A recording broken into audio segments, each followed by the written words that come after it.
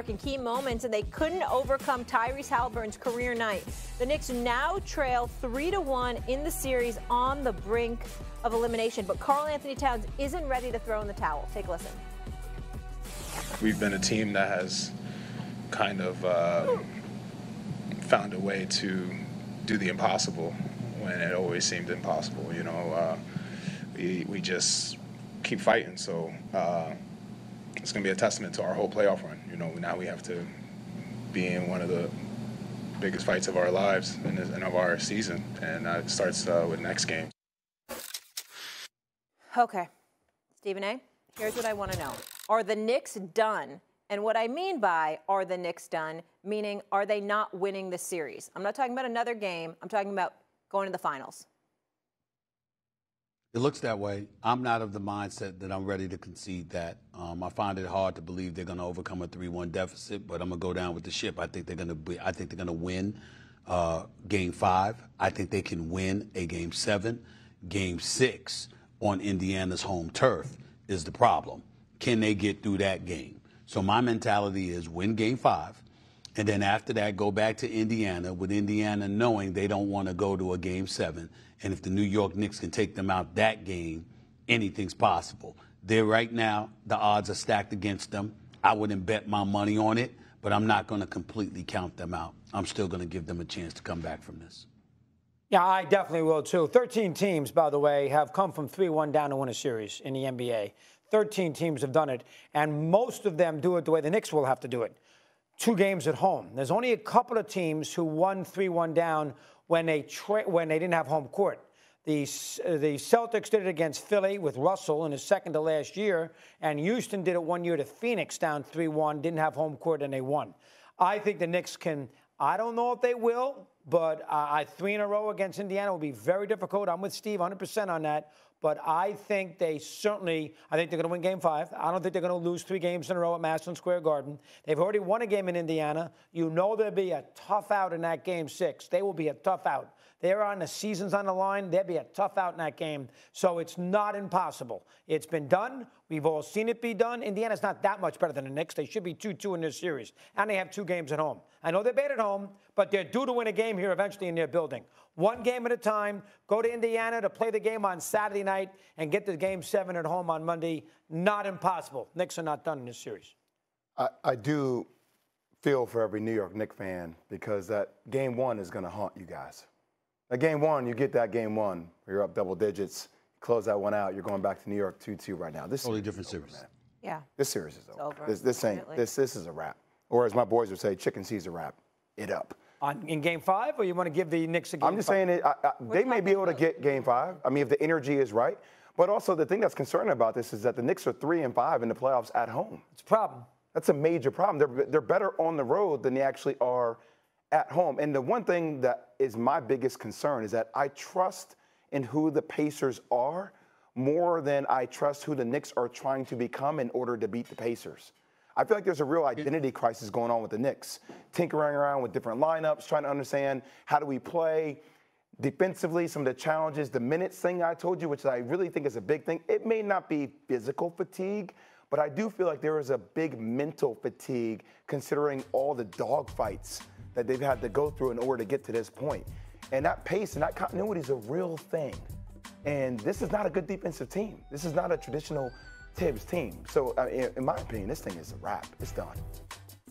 Well, let me tell you something. It hurts to hear Jay say that, but nobody's in a position to refute what he's saying, because when you take into account the Knicks in its totality, and it's something, if and when this season ends, we'll reflect on this team in this season, and unfortunately, it won't be with glowing comments.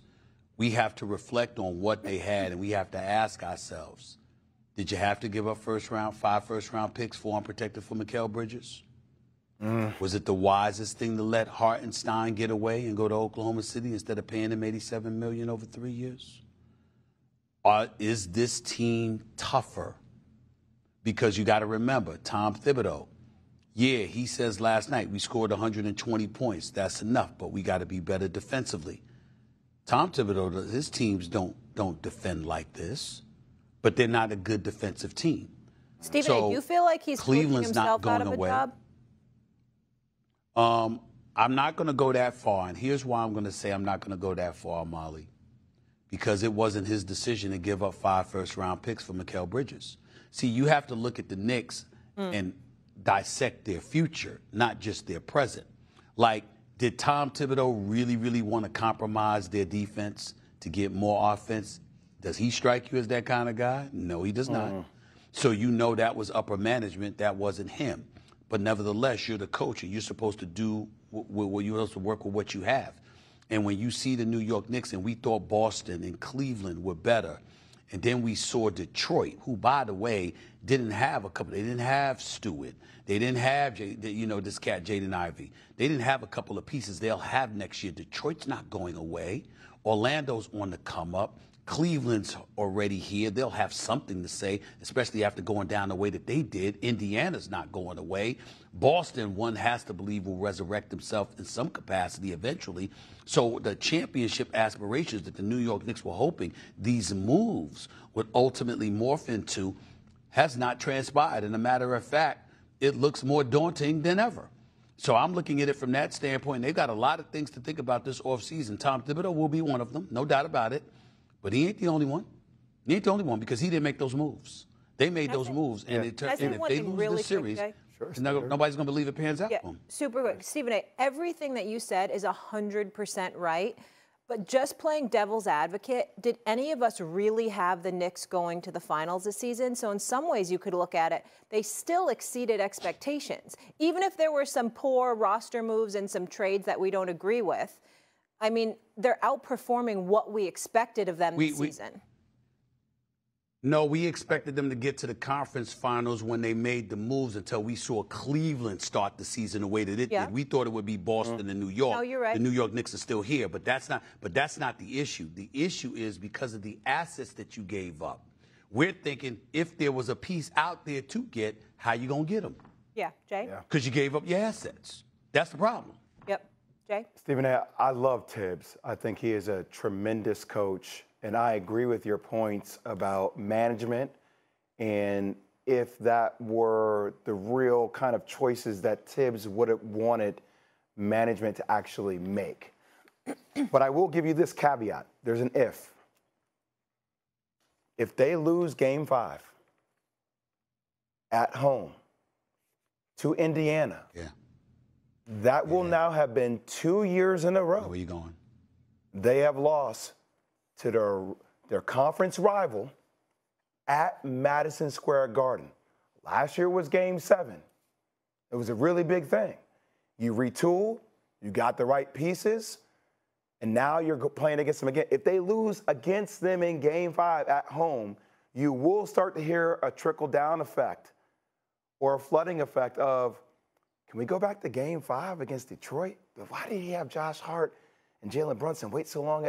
We will start to revisit a lot of those things. And as much as I love Warriors and guys actually playing a lot of minutes, because it refutes all the stuff about load management, we will then start to go back to, well, why couldn't he get Chicago over the hump? What happened in Chicago?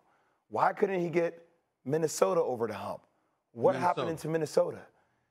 Will he be the guy to get the Knicks over the hump, or is he the guy that gets the Knicks right there, but is a guy like Michael Malone the guy to get them over the hump? Yeah, you can't hire a guy who just got fired from Denver with 3 games to go to the regular season and bring him in to coach the Knickerbockers. I am shocked that Thibodeau's taking this kind of abuse.